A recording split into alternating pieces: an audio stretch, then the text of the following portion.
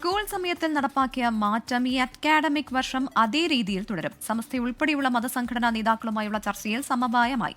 അടുത്ത വർഷം ചർച്ചകൾ നടത്താമെന്ന് മന്ത്രി ഉറപ്പു നൽകിയതായി സമസ്ത നേതാക്കൾ അറിയിച്ചു. സമയമാറ്റത്തിന്റെ സാഹചര്യം യോഗത്തിൽ വിശദീകരിച്ചുവെന്ന് മന്ത്രി വി ശിവൻകുട്ടിയും അറിയിച്ചു. അക്കാദമിക് വർഷം 1100 മണിക്കൂർ ക്ലാസുകൾ ലഭിക്കാനായി വിദഗ്ധ സമിതി റിപ്പോർട്ടിന്റെ അടിസ്ഥാനത്തിലായിരുന്നു രാവിലെ 15 മിനിറ്റും വൈകുന്നേരം 15 മിനിറ്റും വർദ്ധിപ്പിച്ചത്. മതസംഘടനകളുടെ എതിർപ്പുയർന്ന സാഹചര്യത്തിലാണ് വിദ്യാഭ്യാസ മന്ത്രി ചർച്ച നടത്തിയത്. തീരുമാനത്തിൽ മാറ്റമില്ലെന്നും പരാതിയുള്ളവർക്ക് കോടതിയിൽ പോകാമെന്നും വിദ്യാഭ്യാസ മന്ത്രി വി ശിവൻകുട്ടി. ഇപ്പോൾ എടുത്ത തീരുമാനങ്ങളുമായി മുന്നോട്ട് പോകാനാണ് ഗവൺമെന്റ് തീരുമാനിച്ചിട്ടുള്ളത്. അടുത്ത അക്കാഡമിക് ഇയറിൽ പരാതികൾ ആർക്കെങ്കിലും ഉണ്ടെങ്കിൽ നൽകിയാൽ ആ സമയത്ത് അപ്പോൾ നമുക്ക് അന്നത്തെ സാഹചര്യം വെച്ച് നമുക്ക് പരിശോധിക്കാം. ഗവൺമെന്റിന് ഒരു വ്യത്യസ്തമായ അഭിപ്രായമില്ല. പക്ഷേ ഇപ്പോൾ എടുത്ത തീരുമാനവുമായി ഗവൺമെന്റ് മുന്നോട്ട് പോകാൻ തന്നെയാണ് തീരുമാനിച്ചിട്ടുള്ളത്.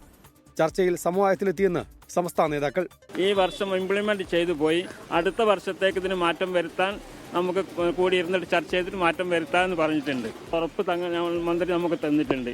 ഈ വർഷം ഇത് ഇംപ്ലിമെന്റ് ചെയ്ത് കോടതിയിൽ അത് അവതരിപ്പിച്ചത് കൊണ്ടുള്ള ഒരു പ്രയാസം അത് സഹകരിച്ചുകൊണ്ട് അടുത്ത വർഷം എല്ലാവരുമായി ചർച്ച ചെയ്ത് ഇതിന് പരിഹാരം ഉണ്ടാക്കാം എന്ന രീതിയിൽ വിദ്യാഭ്യാസ മന്ത്രി പറഞ്ഞിട്ടുണ്ട്. 22 സ്കൂൾ മാനേജ്മെന്റ് പ്രതിനിധികളാണ് ചർച്ചയിൽ പങ്കെടുത്തത്.